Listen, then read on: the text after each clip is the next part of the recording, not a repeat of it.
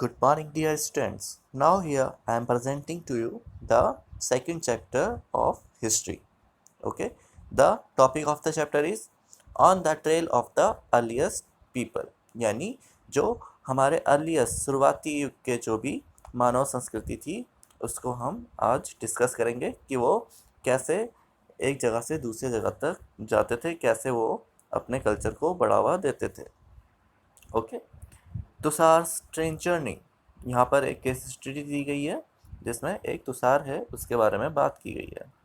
Tushar was going from Delhi to Chennai for his cousin's wedding. Tushar Delhi से चेन्नई अपने cousin की वेडिंग के लिए जा रहा था. They were travelling by train and he had manage to squeeze into the window seat. वो ट्रेन से जा रहे थे और उसे अपनी विंडो सीट के पास काफ़ी कम जगह पर बैठना पड़ रहा था. His nose glued to the glass pane, और वो अपनी नाक उस खिड़की के शीशे से लगाकर बैठा था. As he watched trees and horses fly past, his uncle tapped his shoulder and said, "Do you know the trains were first used about 150 years ago, and that people began using buses a few decades later?" तो तभी उसके uncle ने उसके कंधे पर हाथ रखते हुए कहा कि क्या तुम जानते हो कि ये ट्रेनें आज से 150 साल पहले ही चलना शुरू हुई हैं और उसके कुछ सालों के बाद बसेस भी इंट्रोड्यूस हुई हैं. Tushar wondered, when people couldn't travel quickly from one place to another, did they spend their entire lives wherever they were born? Not quite.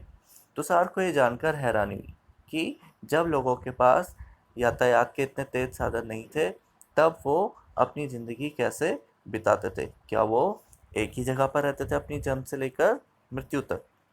Okay, तो ऐसे ही कुछ सवालों को आज हम यहाँ पर डिस्कस करेंगे अर्लीस्ट पीपल से जुड़े हुए.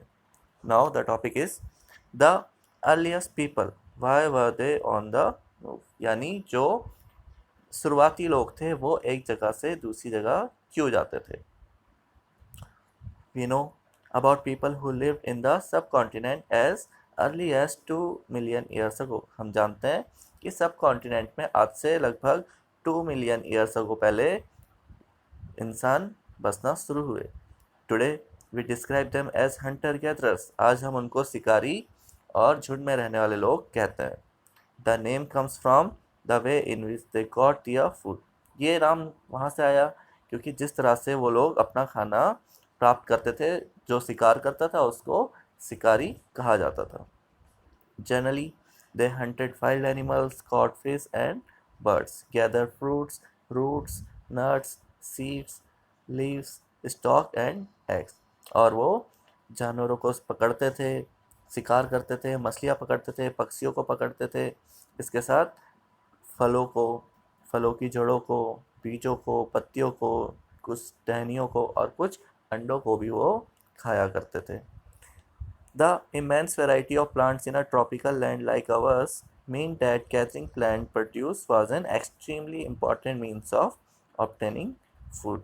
और इस तरह से पौधों के द्वारा जो भी चीज़ें हमें प्राप्त होती हैं उससे हमें ये पता चलता है कि ये हमारे लिए कितने ही इम्पॉर्टेंट है, जिससे हमें अलग अलग तरह के फूड सोर्स मिलते हैं.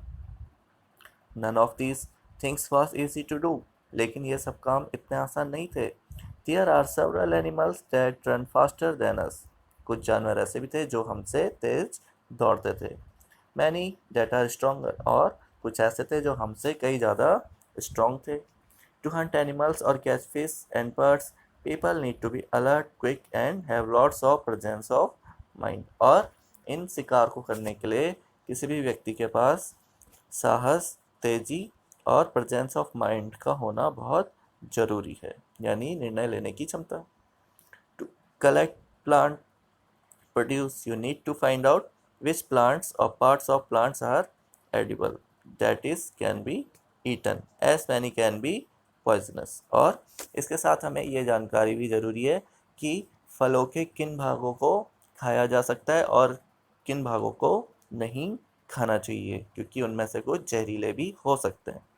You also need to find out about the season which the fruits ripen. और हमें ये जानने की भी ज़रूरत है कि किस तरह के फल किस तरह के मौसम में उपलब्ध होते हैं या पकते हैं। राइपन मीन्स पकना। Okay, so student, this is for today. What is your homework? Just revise this paragraphs. इन पैराग्राफ्स को एक बार फिर से पढ़िए। If you have any doubt और problem, you can ask it to me. Okay, thank you. Have a good day.